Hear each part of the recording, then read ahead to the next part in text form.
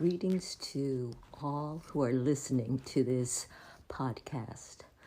As a gynecologist, I've had the privilege of hearing some phenomenal stories from women in my office, and often when time allowed and women felt comfortable, they would start to share. And a long time ago, a elderly woman, well-dressed elderly woman, came to the office for examination. She was very proper. She was very nice. She was a widow. Her husband had been an elder in the church. And at some point, she became relaxed enough to share her story, which had a big impact on me. The story was that her and her husband had tried for many years unsuccessfully to conceive and have a child.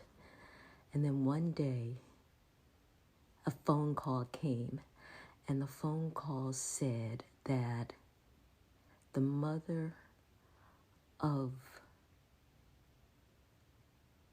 her husband's girlfriend was ill, about to die, and they wanted to know if her husband wanted to take the child in. Now, at this point, my patient had not known of this outside relationship, and she had to have difficult conversations with her husband about what had happened and what did they want to do moving forward now that this child's mother was dying. And after a lot of soul searching, the decision was made by this two couple that they would bring the child into their home and raise the child as their own. And that's what happened. And now, decades later, her husband has passed, and all the relatives have passed except that one child. And she said that their bond was so strong and so loving that she couldn't imagine not having this person in her life. And it was an incredible story about how when something seemingly negative occurs, a child out of wedlock, almost really painful in that she had been trying to conceive and yet couldn't. And then being able to raise this child as her own. And now, decades later, they have a strong bond, and he calls her mom. Now that happened, that story was told to me years and years ago. And recently, I had another type of very touching story. It's a story of a woman who seemingly has it all. Perfect life. She has a well-paying job not a job. She has a well-paying career that she's worked hard for and she's advanced in. She has a loving relationship with her husband, and they have been married for years, and she has 2 children that are doing very well. And she has, looking from the outside in, everything that a woman could possibly want: love, family, career. But yet, she sat in the office crying. Crying because, and this took a long time to hear, crying because she was just tired. She had no time for herself, was having less and less time to devote to her relationship with her husband, was feeling miserable, but was still working really hard to keep up appearances.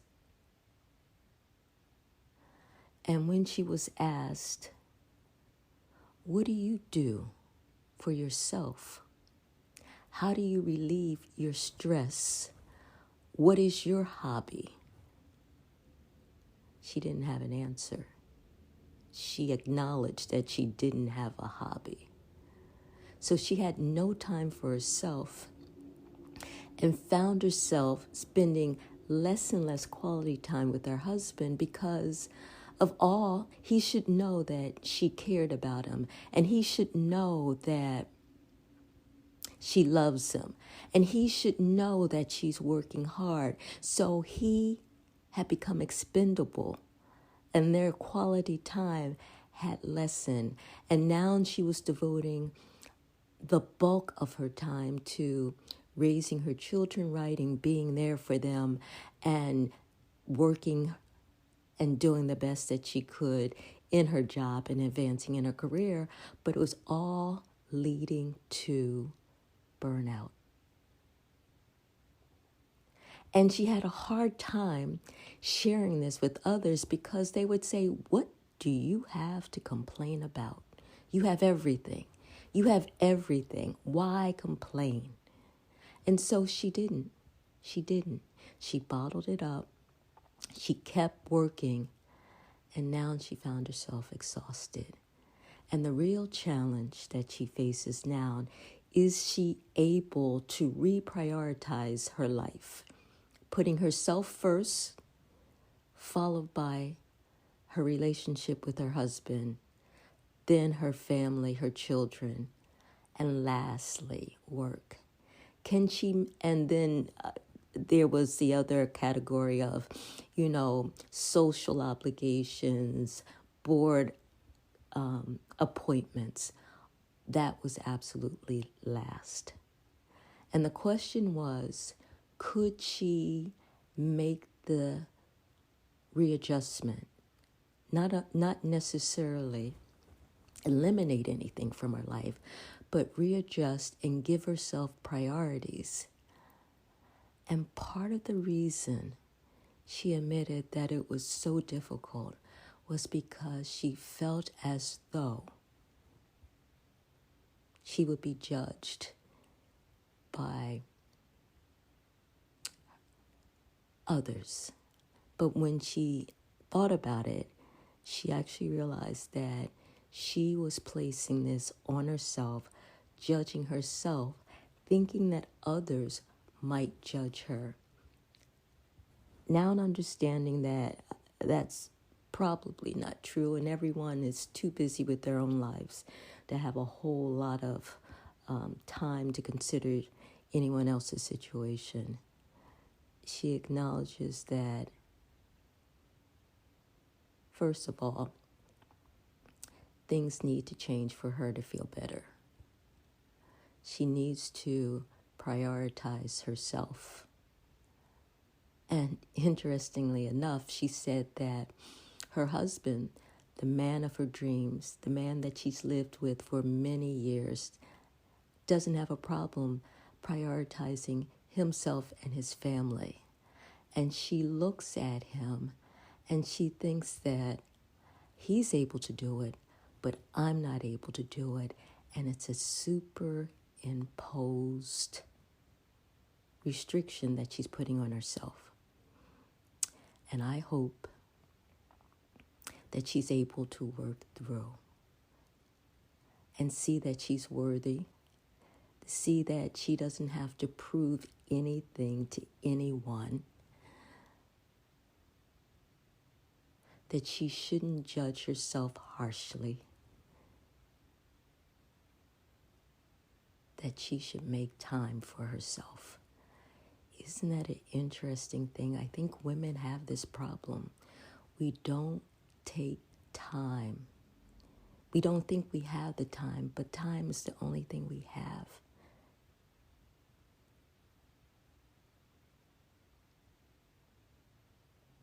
She was challenged to find a hobby. She was challenged to find something that feeds her soul.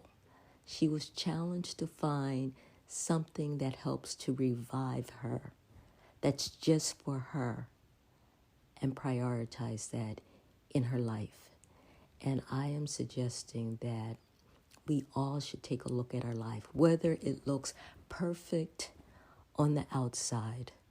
We should all take a look, and we should all have something that we do for ourselves that helps to recharge our batteries, that helps us to face the life, whatever our life may be, and live and enjoy, because this is the only life we will have as far as we know.